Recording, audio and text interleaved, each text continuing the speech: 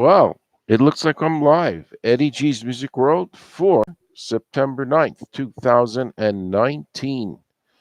And today's show will be just an overview of a few of the famous musicians, the deaths of some famous musicians. There are so many thousands. It's really not feasible to go to the level of listing all there. It would not be realistic to do it. So what I'm going to do is just a I'm going to go down a hundred of them, and I don't think you can really say they're in an order of importance. It's kind of just a rough list of people that have passed away that were in music and made a mark in music. And I'm not going into massive details about them. I'm not going to give you the whole list today just because I want to make it more interesting to kind of gradually go through it.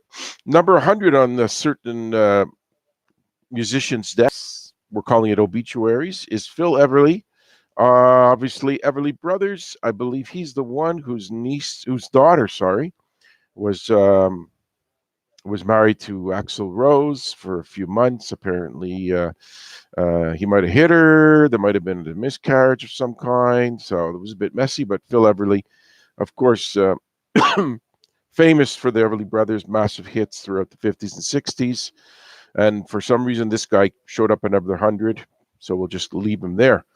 Number 99, famous people, Benjamin Orr. Now, he, I found out after like a few years, he did sing lead on about three or four or five Cars songs. Like he was I think the bassist, but he sang Drive, and that I knew about. He drank Drive, but other songs, just what I needed, and about three others. So all this time, I had thought it was Rick Ocasek that did the lead on so many of the hits, but there was a good five of them that this Benjamin Orr did, and he passed away of some kind of cancer. Carl Wilson, also a cancer victim from the Beach Boys. I think it was brain cancer.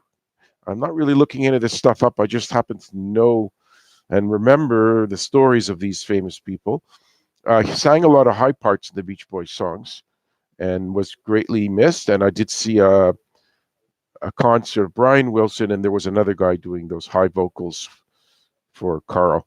Ray Manzarek, wow, he keyboardist of the Doors. Let me see if I can remember what he died from. Oh, he's in his 70s, so I don't really remember exactly what it was. He did hang around for the Door reunion, which was everyone but the drummer and obviously uh, Jim Morrison, but it was Ian Astbury of the Cult, Ray Manzarek, Robbie Krieger, and the drummer was not the John Densmore.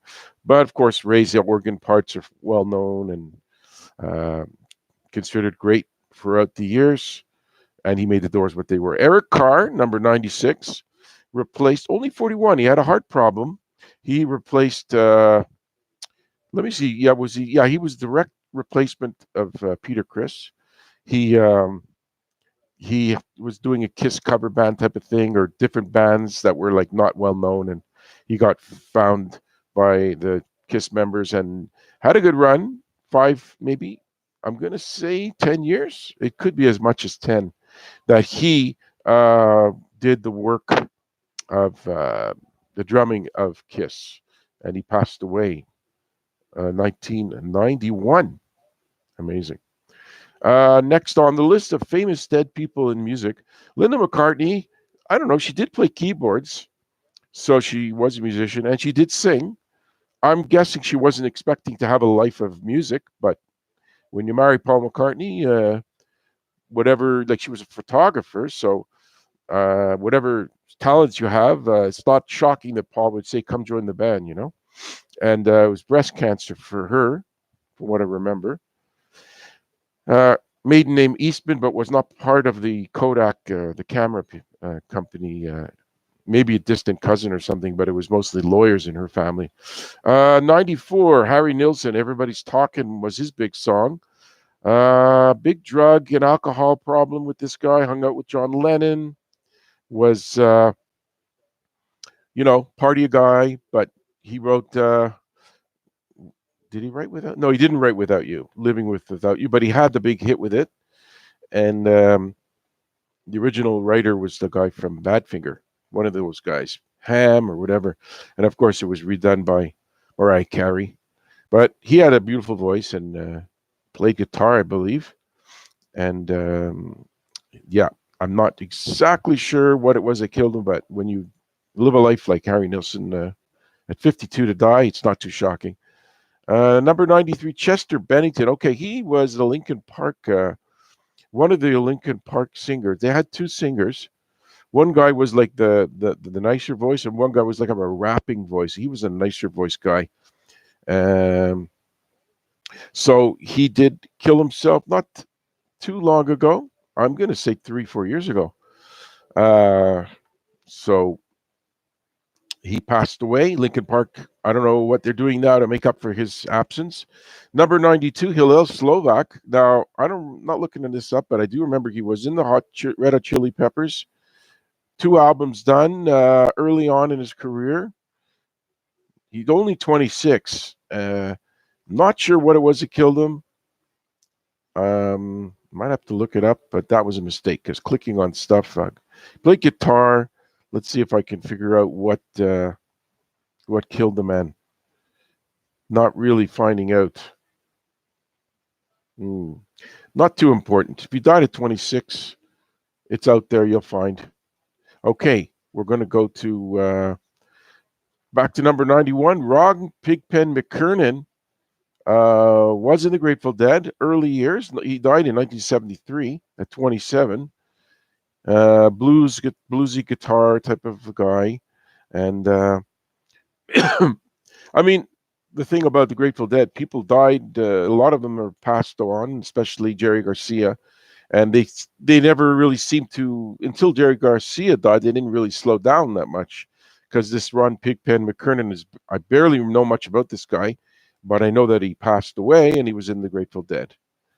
Number 90, Steve Clark was part of Def Leppard. I think I saw him because I saw Def Leppard in 1987, and he died in 1991, overdose of drugs, and they've done quite well without him since he passed. They've had, let's see if I can remember who the guy is that replaced him.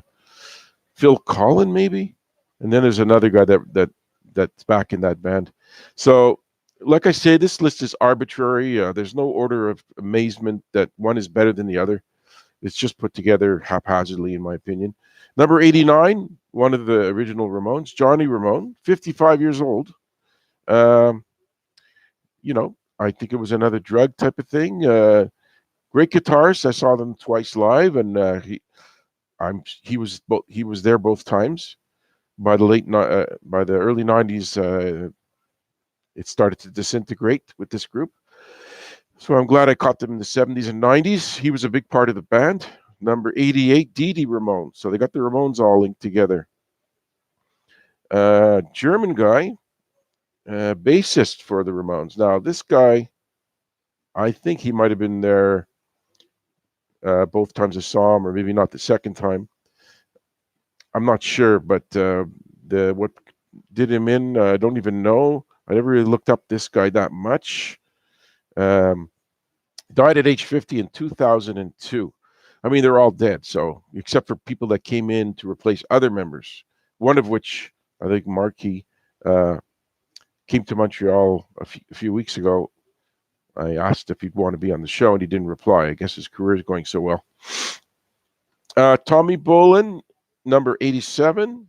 He was in a band called Zephyr, the James Gang, and Deep Purple. I'm not sure what did him in, but he died at 25 in 1976, so did not stick around long. So I wonder if he's related to Mark Bolan, who also passed away. I'll have to check that out. Bill Haley, number 86.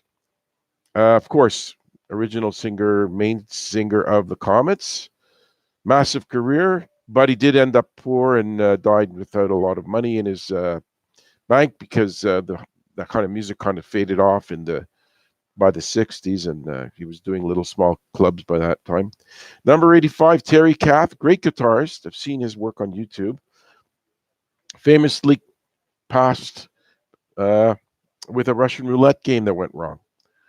So that's a bit of a sad story for that guy. But Chicago still hangs around, and they show up with one guy that was there originally, and all the others are all replacements. Louis Armstrong, number 84, great trumpeter, um, singer, you know, What a Wonderful World, but many other stuff that he did. I know my sister once went into a bar and he was playing, and she asked for a request, and he was not happy to discuss it with her. Let's put it that way. Um, it's funny. The next guy on the list, I was actually looked at a 15-minute story about his life. Barry White. He said he never wanted to be a sex symbol. He just wanted to do music. He wrote, produced, recorded, sang, but he didn't expect that massive sex appeal tag on him. And it worked out well for him for quite a while. And he passed away about 5 or 6 years ago. Peter Tosh, number 82, kind of young as well, 42 years old in 1987. And, excuse me, was part of the Wailers. And he was looked at, well, not by everybody, I shouldn't say that, but by me, kind of like you have Bob Marley as the king of the reggae, and he was like lesser known, but that's just because I was never a major huge fan of reggae, so I never paid a lot of attention to him. He had a Don't Look Back, a song with the Rolling Stones, and I had a couple of songs by himself too. The next one, 81 on the list, is Johnny Lane. That's an era that I'm kind of pretty familiar with. Had a very sad ending. He had like $2,000-3,000 in the bank. He he died drunk in a hotel room where nobody cared about him, and he had, I think he was just had too much alcohol and it killed him. Only 47. Great singer with Warrant. Warrant's still around. They have a new guy singing. That's as far as I know. But he did have a sad ending to his life. Number 80, Gary Moore. Was he in Thin Lizzy? Yeah, he was. Guitarist. He had a song called Empty Rooms. Got a little bit of airplay on the local station here. And died at 58. I made it to 59. And kind of young. These guys are on this list. They're not old men. I don't think they're going to put a list with Chuck Berry, who died in his 90s or 89, but we'll see. Davy Jones, he was kind of old, 66, number 79 on the list. His heart gave out. A nice, hired for his cute looks, I'm sure. Did a bit of acting, maybe a tiny bit of music like pianos. His heart did give out. Suddenly, I think he was on a beach somewhere. And I like the Monkees, so I'm not going to give too much negativity on on him, because a lot of people don't give credit for them because they didn't play in their early records. But he had a nice voice. I guess he could act, although he didn't act in much other than the Monkees. Maybe he did some other theater in England or something. Bing Crosby, number 78. I would, it's an era I'm not familiar with. Did a lot of acting with Bob Hope. Did a lot of singing, White Christmas, and a lot of bass baritone vocals. And he was like the precursor of Frank Sinatra. He was the big star of the time. Number 77, huge country star, Merle Haggard. Um, he was pretty old when he passed. Country star, well known, sung, played guitar, wrote songs, fiddled, and you know, not a young man when he passed. So I don't know. You know, I guess they all make the list whether they were young or old. Clarence Clemens did see him live with Bruce Springsteen, number 76, and the saxophonist, 6'5". Long, long, long run with Bruce, and his son, I think, or his nephew or his son, is in the E Street Band when they tour. Which lately they're not touring because Bruce just hops on in a limo and goes to New York from his home in wherever, New Jersey or New York, and picks up massive money and goes home the same day. 75, Glenn Miller. That's really going back. See, when people die of old age, like he probably did, I wouldn't expect them on a list like this. Swing era guy, so I'm really not. I'm not too familiar with his music. My father was, but not me. But he was a big deal for that time. Luther Vandross, number 74. He was only 54, died in 2005. I know that he had a beautiful voice. He wrote songs. He sang a bit with Bowie. He produced music. Um, I'm trying to remember how he died. I usually know just without looking it up. I think it was a stroke, but I'm not 100% sure. But he did die, so it's notable to mention the man. Number 73, B.B. King, made it long, made it really long. Um, had a guitar called Lucille, came to my town, Montreal, many times for jazz festival shows, and had a great. The Thrill Is Gone was his only crossover song, but that's mainly because he wasn't a pop singer type of guy. He was blues, and blues never, most of the time, did not become huge in the pop charts. Number 72, Lou Reed, famous for the Velvet Underground, for the work with Bowie, with Iggy Pop, for his solo song "Walking the Wild Side." Bit of a strange, never really had his, was not well liked for his voice, although I thought it was okay. I saw comments that he wasn't a great vocalist, but I didn't mind him. He wrote songs for the Velvet Underground, had a great career.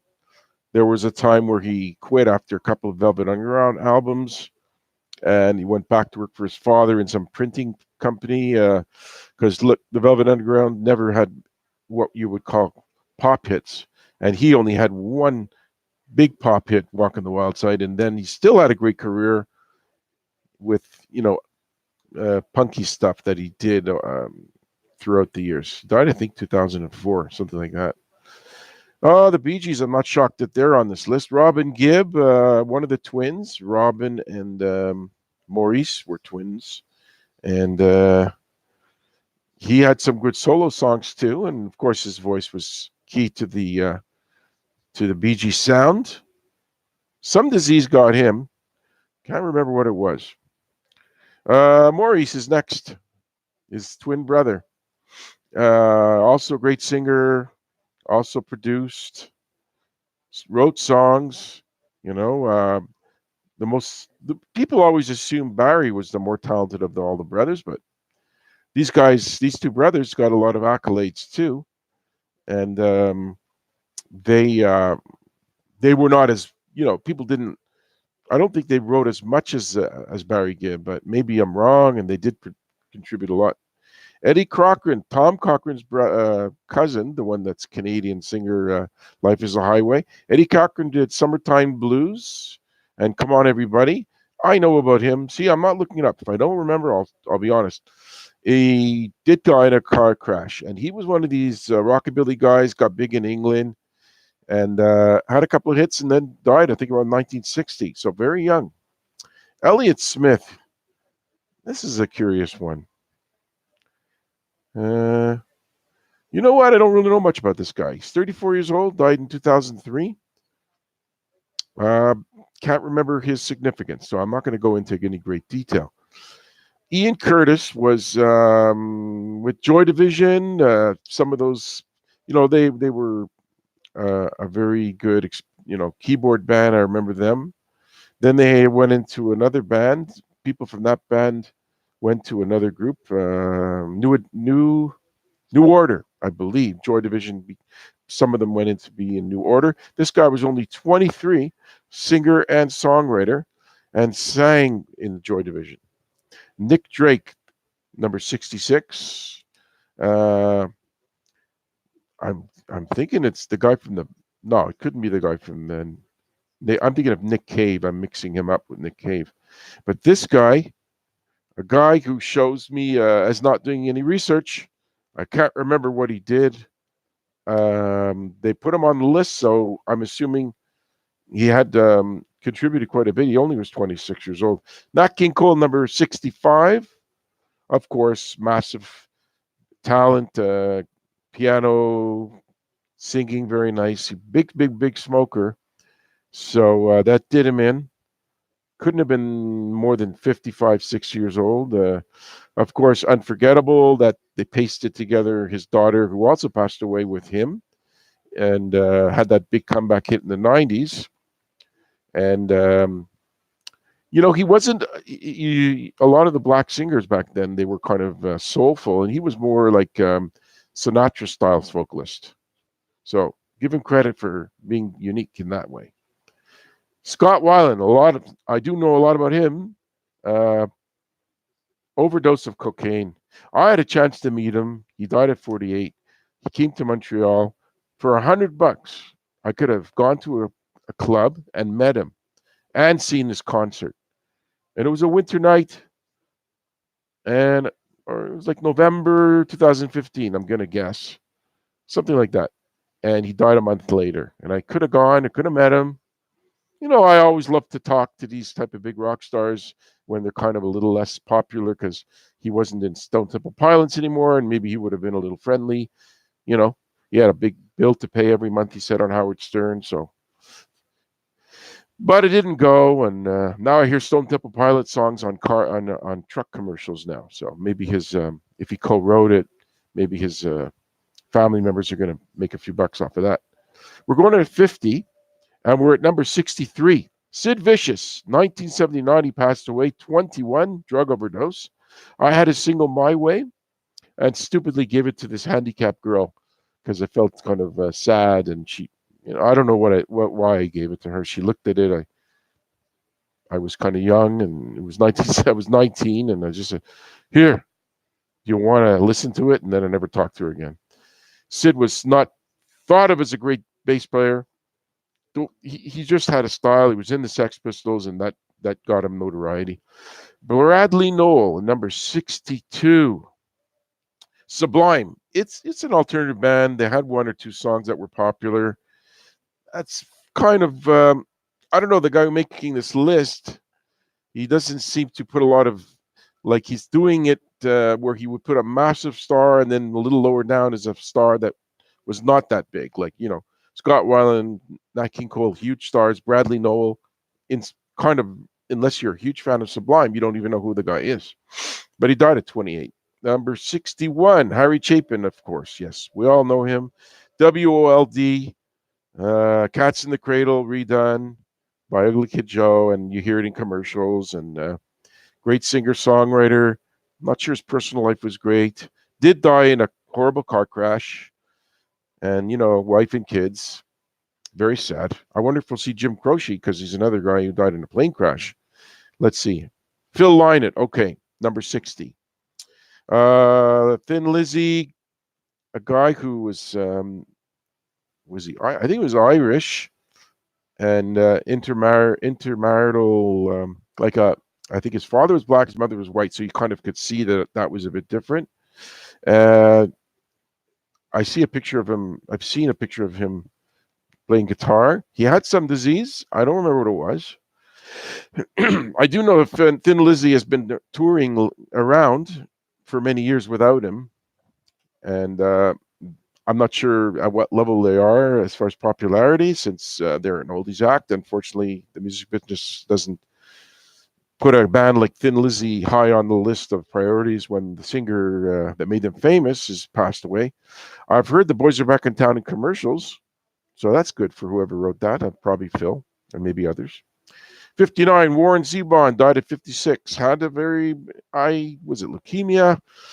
World's London was his big song. He did play guitar, singer songwriter kind of guy. Kind of that song World's London was good. Lawyers, Guns and Money, and maybe one other ones was popular. I know that he was seen around in the studios of Fleetwood Mac would see him around, and he was always around LA scene. Number 58, a huge star, Ray Charles. What's there to say about a guy that's popular? He wrote songs, he sang, played piano, composed, blind, uh, kind of an old age kind of thing. He got into his 70s or late 60s and passed away. Number 57, Frank Sinatra. I don't think I need to explain a lot to anybody listening about his career. He's in the top five superstar singers of all time, or top two or three. Probably just passed away of old age or his heart went out. Not sure. 56, Dennis Wilson drowned. I remember that. Drummer, but they say that he didn't do a lot of studio work because some of that was done by studio musicians, but he did show up live. He did do a lot of drumming live. Unfortunately for him, he hung out with Charles Manson. That didn't kill him, but that guy was bad news, and he invited him to his house and all kinds of drama. I would assume that if I'm going to analyze the talent in the Beach Boys, he's not high on the list. You never hear of him writing any of those songs, but he's listed as a songwriter, so he's done something. He sang, but when you have Mike Love, who wrote many lyrics, Brian Wilson, who wrote most of the hits, musically, it's hard to have him on the top, but he was there. Joe Cocker, did see him live. I liked his unique style. Brought a lot to the music world. Don't know if he played an instrument. He certainly had a unique singing style.